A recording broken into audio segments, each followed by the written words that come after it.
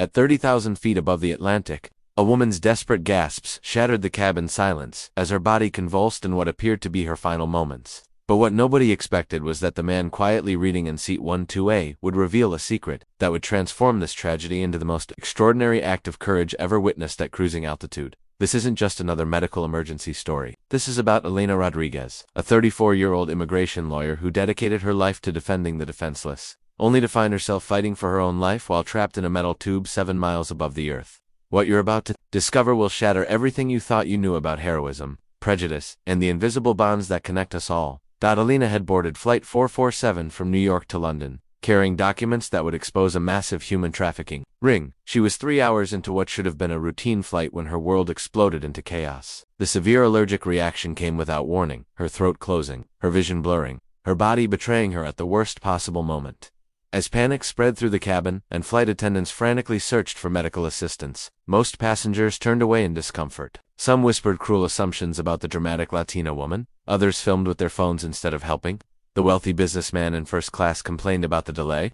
The soccer mom worried about missing her connection. Everyone had an excuse to look away from Elena's suffering. But in seat 12A sat a man who had spent decades learning that true character reveals itself not in comfort, but in crisis. James Washington, a 67-year-old retired Army medic, had been quietly observing the chaos unfold. His weathered hands bore the simple silver ring of a combat veteran, a detail that would soon prove more significant than anyone could imagine. The flight attendant's desperate call for medical assistance echoed through the cabin. "Is there a doctor on board?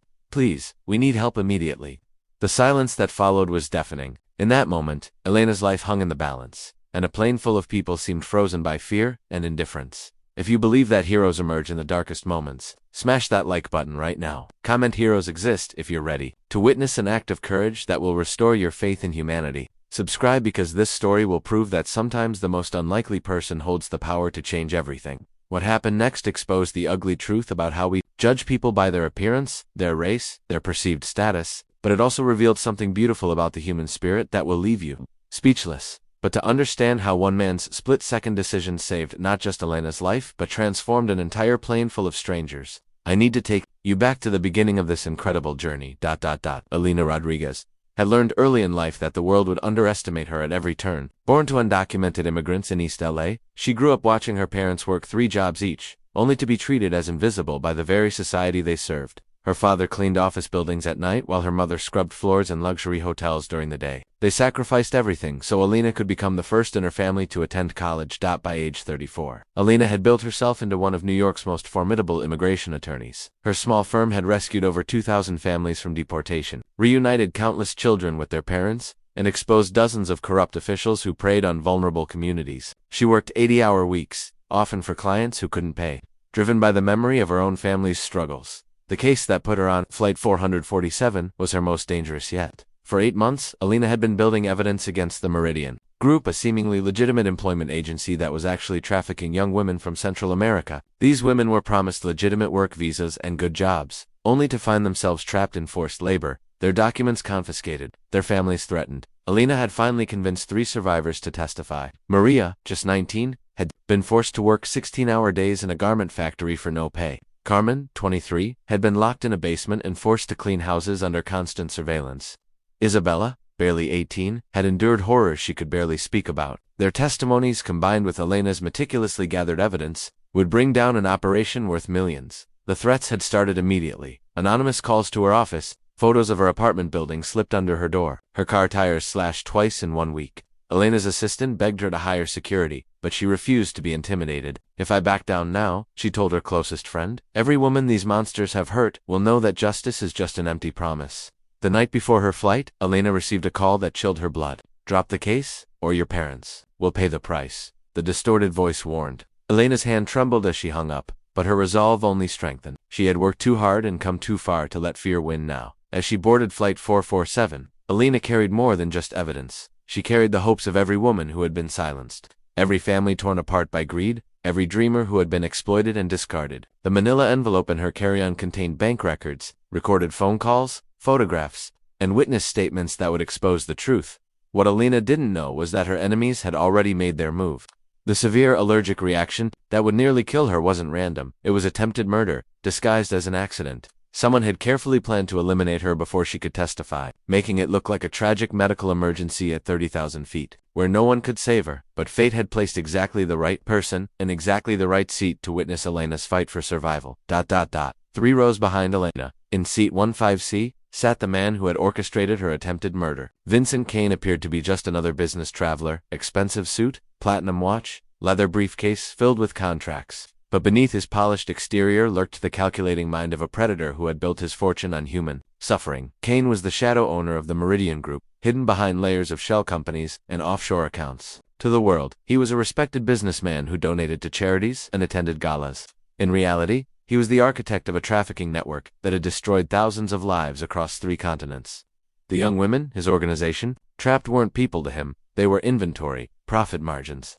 Disposable assets. Elena's investigation had brought her dangerously close to exposing Kane's empire. Her evidence would not only shut down Meridian, but trigger a federal investigation that would uncover his other operations. The construction crews of undocumented workers he paid slave wages, the domestic workers he trapped in wealthy households, the restaurant chains that exploited vulnerable immigrants. Kane had tried bribes first. When Elena refused a $1 million offer to redirect her focus, he escalated to threats. When threats failed to break her spirit, he decided elimination was the only solution. A woman like Elena, passionate, principled, uncompromising, would never stop fighting. She had to be removed permanently.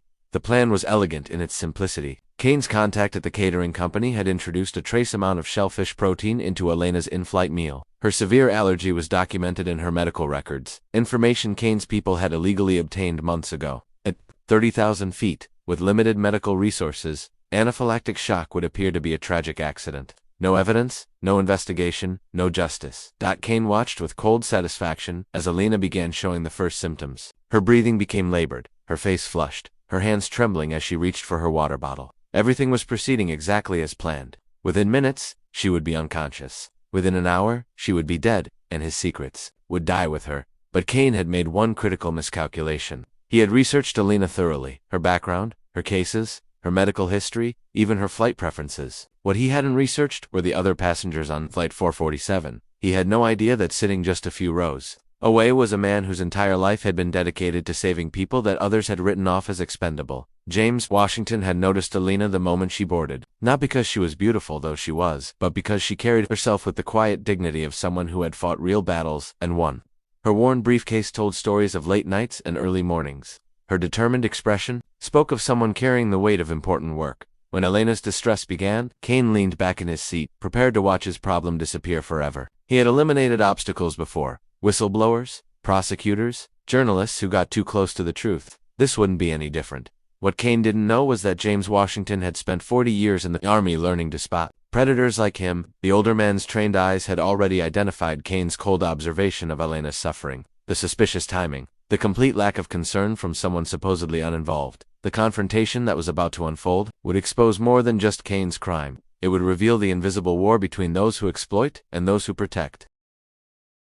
Elena's world collapsed in seconds. The first wave hit her like a physical blow, her throat constricting, her chest tightening, her vision blurring as her body went into full anaphylactic shock. She clawed at her neck, desperate for air that wouldn't come, her legal mind racing even as her body betrayed her. "Help, please, she gasped. But the words came out as barely a whisper. The businessman beside her recoiled in disgust, pressing himself against the window as if her suffering was contagious.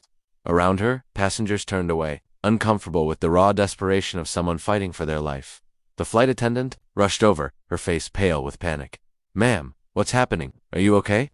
But Elena couldn't respond. Her tongue was swelling, her airway closing, her body systems shutting down one by one. The EpiPen in her purse might as well have been on another planet. Her hands were shaking too violently to reach it. Kane watched the scene unfold with clinical detachment. Everything was proceeding perfectly. Elena's lips were turning blue, her breathing becoming more labored with each passing second. The flight attendants were clearly out of their depth, fumbling with the medical kit while precious minutes ticked away. In the confined space of the aircraft, with no emergency room nearby, Elena's fate was sealed. "Is there a doctor on board?" The head flight attendant called out desperately. "We have a medical emergency." Her voice cracked with fear as she looked down at Elena's convulsing form.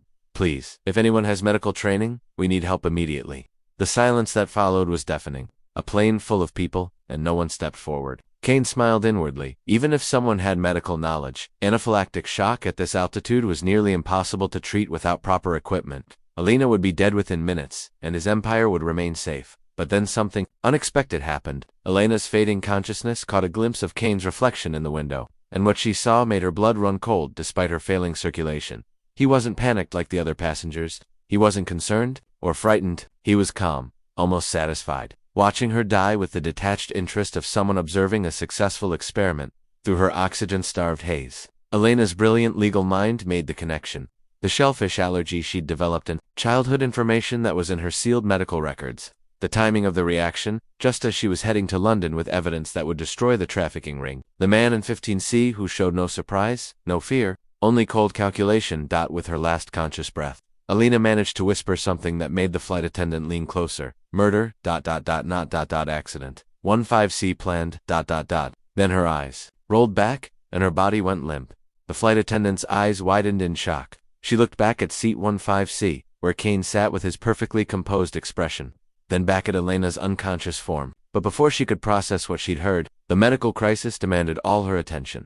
Kane allowed himself a moment of satisfaction. Even if Alina had tried to say something, who would believe the delirious words of a woman in the throes of anaphylactic shock? Medical emergencies made people paranoid, imagining conspiracies where none existed. Within the hour, this would all be over. But Kane had made a fatal error. He had been so focused on Alina that he hadn't noticed the older black man in seat 12A, who had been quietly observing everything with the trained eyes of someone who had seen real evil in the world. James Washington had caught Kane's subtle smile, his lack of surprise, his calculated indifference to human suffering. And James Washington was about to prove that some people refuse to let evil win without a fight. James Washington had seen enough death to recognize when someone was dying, and enough evil to spot a predator hiding in plain sight, while other passengers averted their eyes from Elena's suffering. James studied the scene with the methodical precision of a combat medic who had saved lives under enemy fire. Something was wrong beyond the medical emergency.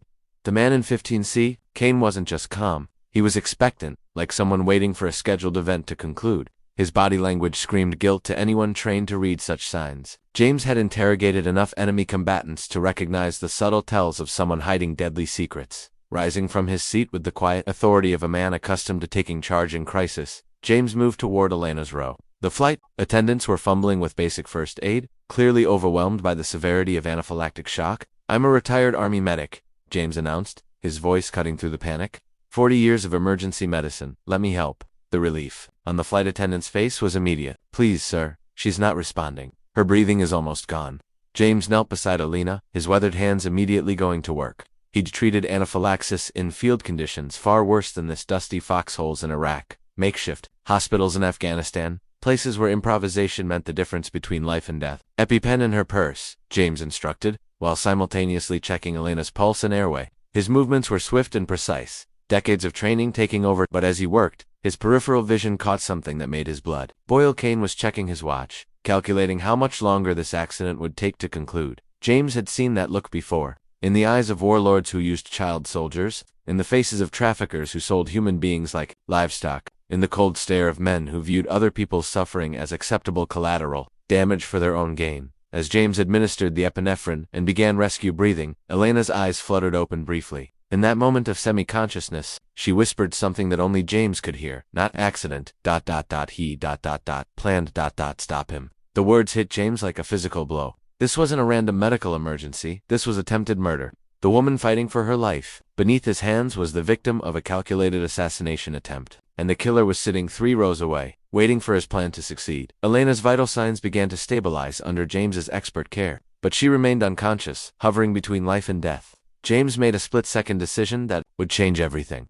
Instead of announcing her improvement, he continued working as if she was still critical, buying time to expose the truth. "She's still in severe distress," James announced loudly, his voice carrying throughout the cabin. "I need to monitor her continuously. This could go either way." It was a lie, but a necessary one. Alina was stabilizing, but James needed her. Attack her to believe his plan was still working. Over the next hour, James maintained the fiction while secretly observing Kane's behavior. The man's relief was palpable when James announced Elena's continued decline, his satisfaction when the flight attendant mentioned they were still hours from emergency landing options, his cold calculation as he mentally prepared for the successful completion of his crime. But James Washington hadn't survived for decades of military service by letting evil win without a fight. As Alina began to regain fuller consciousness, still weak but aware enough to communicate, James quietly gathered the most important intelligence of his career.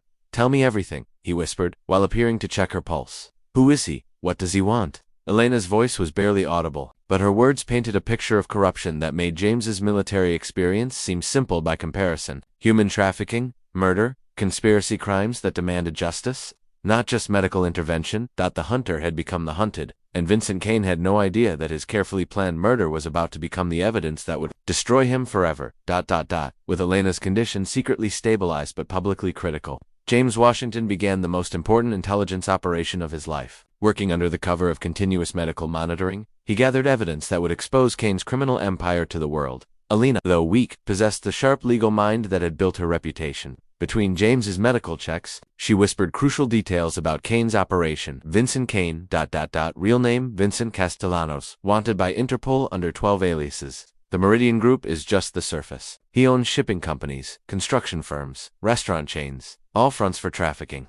James listened intently while maintaining the appearance of a medic fighting to save a dying patient. His military training had taught him to process intelligence under pressure, and what Elena revealed painted a picture of an empire built on human misery. Kane didn't just exploit vulnerable people, he created the vulnerabilities that made exploitation possible. The evidence in my briefcase: bank records showing payments to corrupt officials, recorded phone calls with his lieutenants, testimony from 3 survivors willing to testify. Elena's voice grew stronger as the epinephrine worked, but James continued the charade, occasionally announcing her deteriorating condition loud enough for Kane to hear. Meanwhile, James began his own surveillance operation, moving between checking Elena's vitals and updating the flight crew. He observed Kane's behavior with the trained eye of a counterintelligence specialist. The man's confidence was telling. He had done this before, eliminated obstacles with the casual indifference of someone swatting flies, using the reflection in the aircraft windows.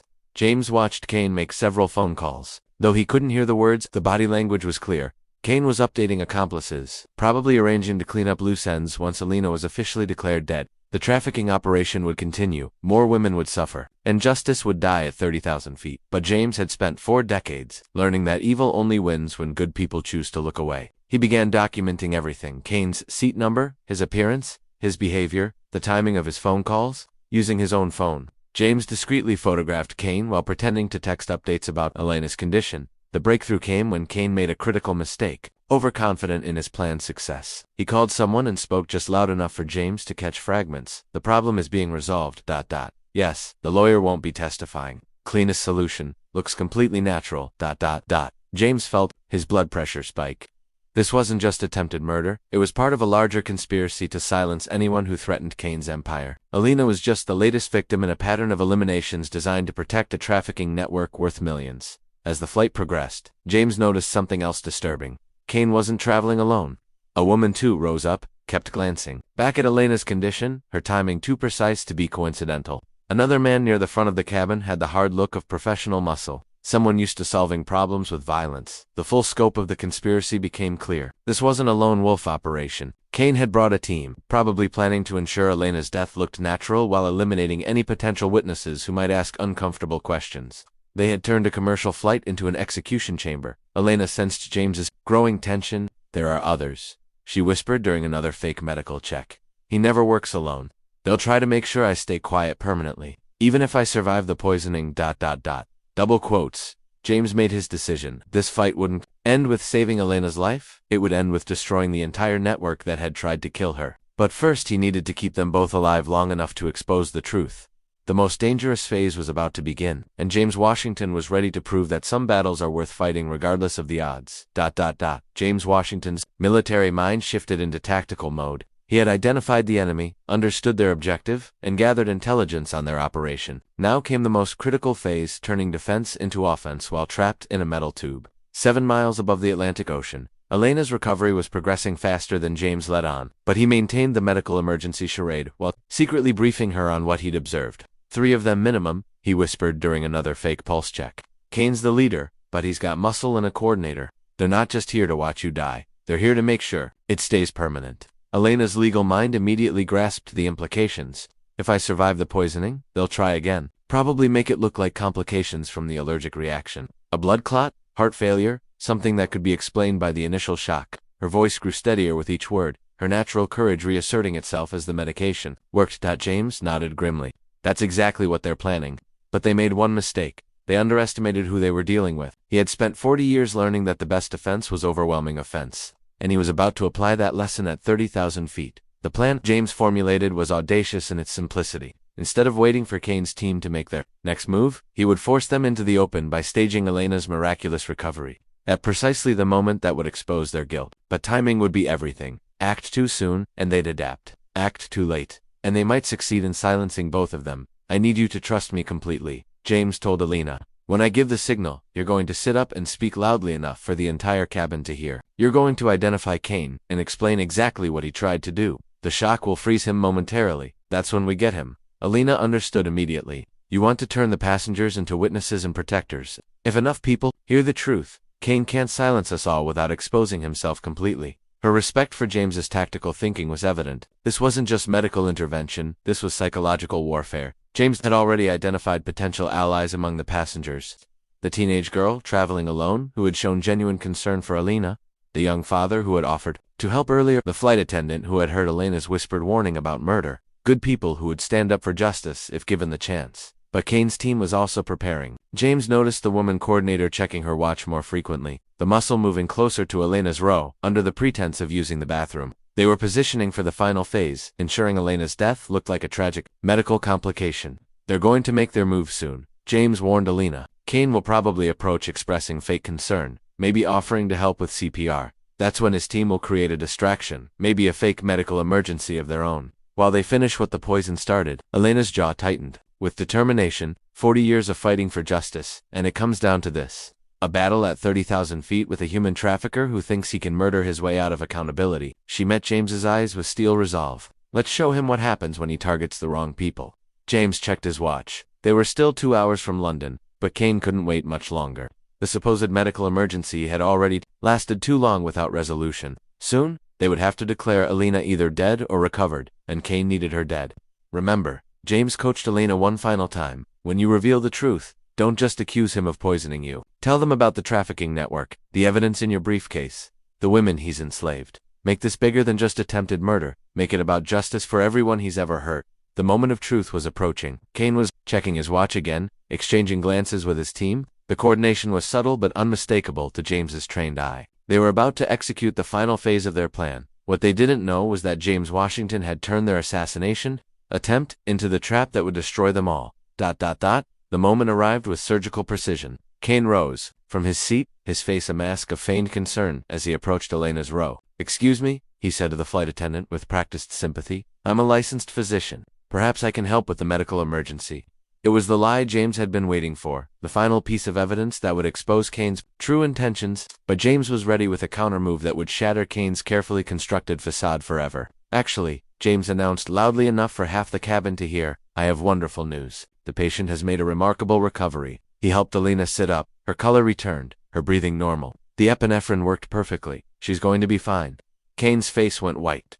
This wasn't possible. The dose of shellfish protein should have been lethal at this altitude. His eyes darted between Elena's alert face and James's knowing smile.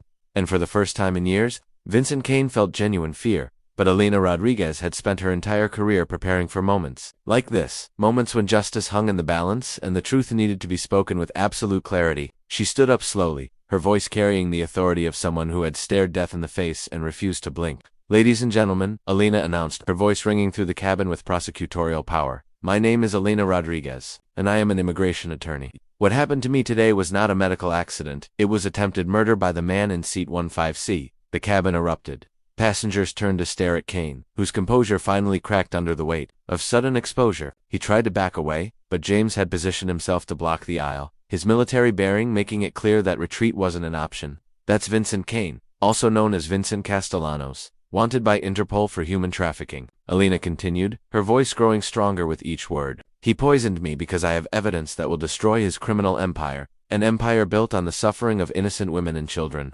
Kane's female coordinator panicked first, jumping up and trying to rush toward the emergency exit. But the teenage girl Elena had noticed earlier, a brave young woman named Ashley, stuck out her leg, sending the coordinator sprawling into the aisle. Nobody's going anywhere, Ashley shouted, her young voice fierce with righteous anger. The muscle near the front of the plane made his move next, pulling out what appeared to be a small weapon. But he hadn't counted on the young father. Alina had spotted a man named Robert, who immediately tackled him, shouting, "He's got a weapon. Help me hold him down." Chaos erupted, but it was the chaos of justice, not violence. Passengers throughout the cabin rose to help, creating a human wall that trapped Kane's team with nowhere to run. The flight attendants immediately called the cockpit, requesting emergency landing and law enforcement response. Kane made one last desperate play. "This is insane," he shouted, trying to regain control of the narrative. "This woman is clearly delusional from her medical emergency. I was trying to help her." But James Washington stepped forward, his silver military ring catching the cabin light as he spoke with the quiet authority of a man who had served his country for 4 decades. "Sir, I am a retired Army medic with 40 years of experience. I observed your behavior throughout this woman's medical crisis. You showed no surprise, no concern, and no desire to help. You checked your watch repeatedly, waiting for her to die. That's not the behavior of an innocent bystander." The truth hung in the air like an indictment. Other passengers began speaking up, corroborating James's observations. The businessman who had initially recoiled from Alina now admitted he had seen Kane make several suspicious phone calls.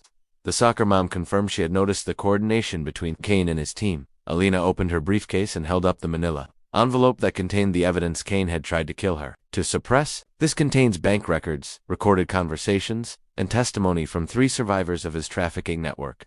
"Vincent Kane ordered my murder because he knew this evidence would destroy him." Kane's final mask fell away, revealing the cold predator beneath. "You have no idea what you're dealing with," he snarled at Alina. "This won't end here. Even if you survive today, you'll never be safe.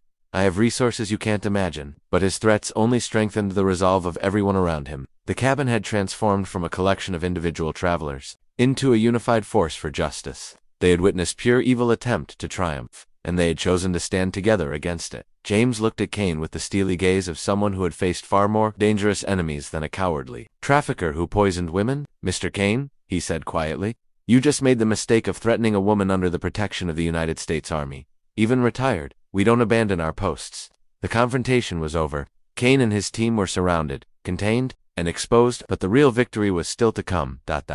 The emergency landing in Dublin felt like a scene from a movie Alina had only dreamed of watching. As Irish authorities boarded Flight 447, they found not just 3 criminals in custody, but an entire cabin full of witnesses ready to testify about what they had seen at 30,000 feet. Kane's empire began crumbling before the plane's engines had even cooled. The evidence Alina carried, combined with the attempted murder witnessed by 200 passengers, gave international law enforcement everything they needed to dismantle a trafficking network that had operated across 3 continents for over a decade. Within 48 hours, coordinated raids in 7 countries resulted in the rescue of 347 women and children from forced labor. The Meridian Group's shell companies were frozen, their bank accounts seized, their operations shut down permanently. Kane's network of corrupt officials, from immigration officers to judges, fell like dominoes as investigators followed the money trail Alina had so carefully documented. Vincent Kane himself faced a list of charges that would ensure he never saw freedom again: attempted murder, human trafficking, conspiracy, racketeering, money laundering, and dozens of related crimes spanning 2 decades. His female coordinator, revealed to be his sister Maria Castellanos, received a 25-year sentence for her role in the trafficking operation.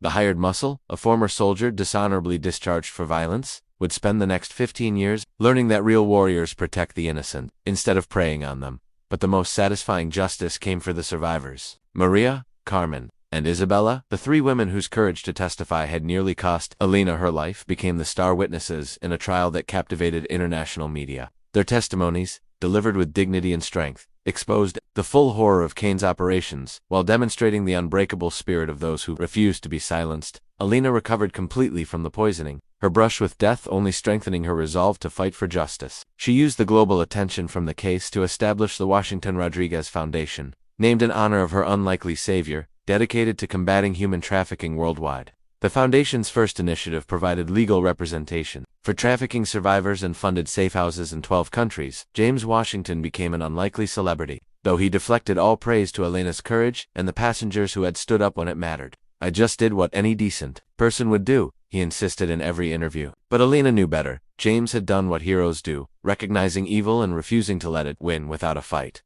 The flight crew received commendations for their professionalism under pressure, but they credited the passengers for transforming what could have been a tragedy into a triumph of collective courage. Ashley, the teenage girl who had tripped Kane's coordinator, received a scholarship to study law, inspired by Alina's example. Robert, the father who had tackled the armed accomplice, was honored by his community for putting others' safety before his own. 6 months later, Alina stood in a London courtroom watching Cain receive 4 consecutive life sentences without the possibility of parole. As the gavel fell, she felt the presence of every woman whose life had been destroyed by his greed, every family torn apart by his cruelty, every dream crushed by his empire of exploitation. Cain's final words to the court revealed the pathetic nature of his character. This is all the fault of one meddling lawyer who couldn't mind her own business. Even facing life in prison, he couldn't accept responsibility for the suffering he had caused. But Alina's response became the quote that defined the entire case.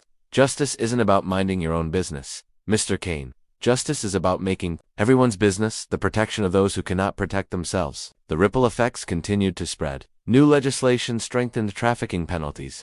International cooperation protocols were enhanced. Survivor support programs received increased funding. The case that began with one woman's determination to expose the truth had evolved into a global movement for human dignity. As Alina walked out of that London courthouse, she carried with her not just the satisfaction of justice served, but the knowledge that evil had been defeated by the simple decision of good people to stand together when it mattered most. The final chapter of this incredible story was about to be written. 2 years later, Alina Rodriguez stood at the podium of the United Nations Human Rights Council, addressing delegates from 193 countries about the global fight against human trafficking. Behind her sat James Washington, now the honorary chairman of the Washington Rodriguez Foundation, his simple silver military ring catching the light as he applauded her words.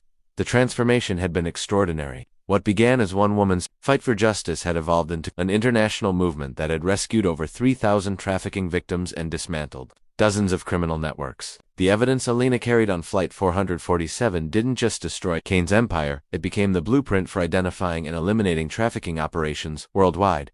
Maria, Carmen, and Isabella, the 3 survivors whose courage had nearly cost Alina her life, now worked as advocates for the foundation, their testimonies having inspired new laws in 17 countries. Their strength in the face of unimaginable suffering proved that the human spirit cannot be broken by those who see people as property. James Washington had found a new mission in retirement, using his military training to teach law enforcement agencies how to identify traffickers and protect survivors. 40 years defending freedom overseas taught me that the most important battles are often fought by ordinary people doing extraordinary things, he told audiences around the world. Passengers from Flight 447 had formed an unlikely family, staying in touch and supporting each other's various causes. Ashley was now in her 3rd year of law school, specializing in immigration law. Robert had started a nonprofit providing security training for advocates working dangerous cases. Even the flight attendants had become spokespeople for recognizing signs of trafficking in transportation hubs. But perhaps the most meaningful transformation was personal. Alina had learned that heroism isn't about being fearless, it's about acting despite fear when others need protection. James had discovered that retirement didn't mean the end of service, but the beginning of a new kind of mission. Together, they had proven that justice isn't just about punishing the guilty, but about empowering the innocent to reclaim their lives.